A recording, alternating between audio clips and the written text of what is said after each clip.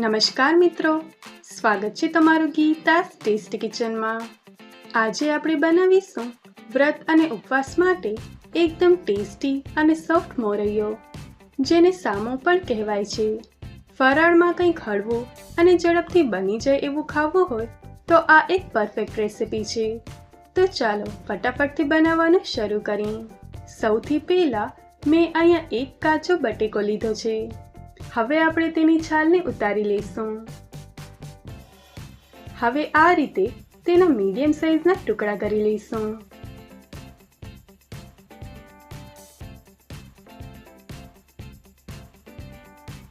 હવે તેને 2 થી 3 વાર પાણીથી સરસ ધોઈ લીધો છે।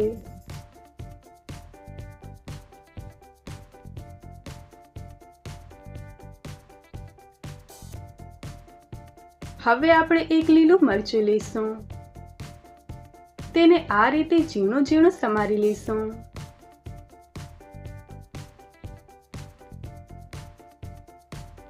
હવે તેને આપણે એક વાટકીમાં રાખી દઈશું। હવે આપણે થોડા લીલા ધાણા લઈશું, ધાણાને આપણે એકદમ ઝીણા ઝીણા સમારી લઈશું। હવે આપણે તેને એક વાટકીમાં રાખી દઈશું।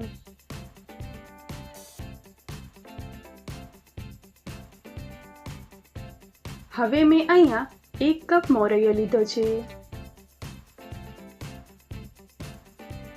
હવે આપણે તેને એક બાઉલમાં કાઢી લઈશું।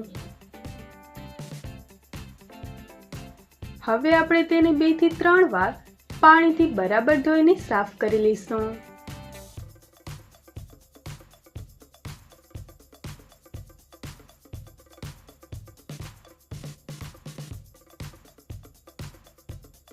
હવે આપણે ગેસ પર એક કઢાઈને ગરમ કરવા માટે મૂકી દઈશું। હવે એમાં 2 ચમચી તેલ નાખીશું। આપણું તેલ ગરમ થાય એટલે તેમાં અડધી ચમચી જીરું ઉમેરીશું। હવે આપણે તેમાં કાપેલા બટેટા ઉમેરીશું। હવે તેને હલાવીને સારી રીતે મિક્સ કરી લઈશું।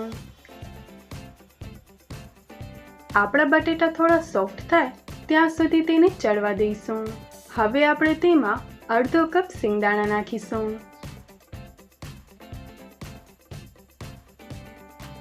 હવે આપણે તેમાં 6 થી 7 મીઠા લીમડાના પાન નાખીશું।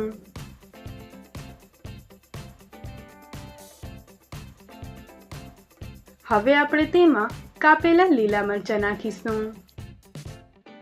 અહીંયા આપણે તેને 2 મિનિટ માટે સાતળી લઈશું। હવે આપણે તેમાં મસાલા ઉમેરીશું।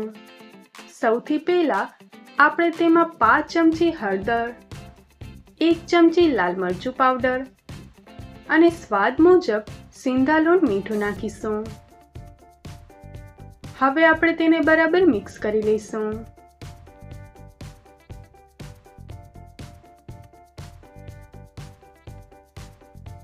આપણા મસાલા શેકાઈ જાય એટલે આપણે તેમાં 4 કપ પાણી ઉમેરીશું।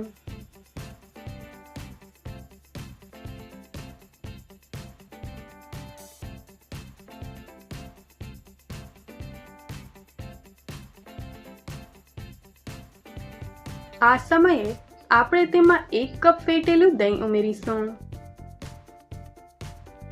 આપણે તેને સતત હલાવતા રહીશું, જેનાથી દહીં ફાટી ન જાય। આપણું પાણી સરસ ઉકળવા લાગે એટલે આપણે તેમાં ધોઈને રાખેલો મોરૈયો ઉમેરીશું।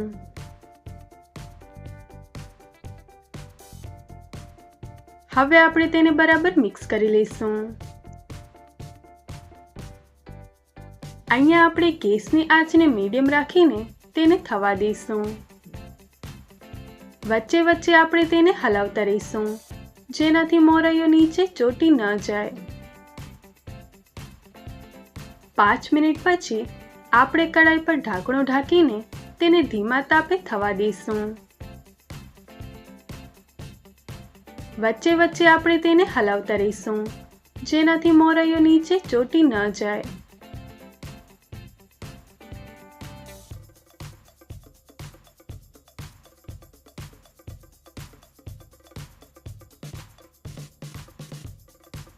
થોડી વાર થઈ ગઈ છે।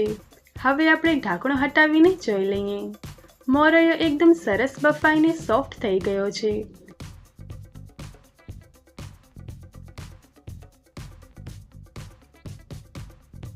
હવે આપણે ઉપરથી થોડા લીલા ધાણા નાખીશું. હવે આપણે તેને મિક્સ કરી લઈએ.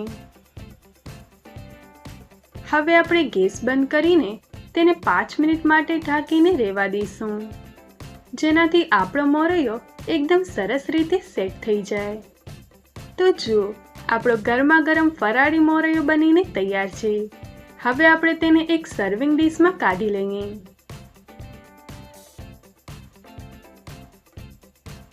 ઉપરથી થોડા લીલા ધાણા અને તળેલા સિંગદાણાથી ગાર્નિશ કરીશું. જોતા જ ખાવાનું મન થઈ જાય એવો ટેસ્ટી બન્યો છે. તમે પણ આ રેસિપીને ઘરે ચોક્કસથી ટ્રાય કરજો અને મને કોમેન્ટમાં જણાવજો કે તમારો મોરૈયો કેવો બન્યો. જો તમને આજની રેસિપી ગમી હોય તો વિડીયોને લાઈક કરજો, તમારા મિત્રો સાથે શેર કરજો અને આપણી ચેનલ ગીતા's ટેસ્ટી કિચનને સબસ્ક્રાઇબ કરવાનું ભૂલશો નહીં. ફરી મળીશું એક નવી રેસિપી સાથે. Thanks for watching.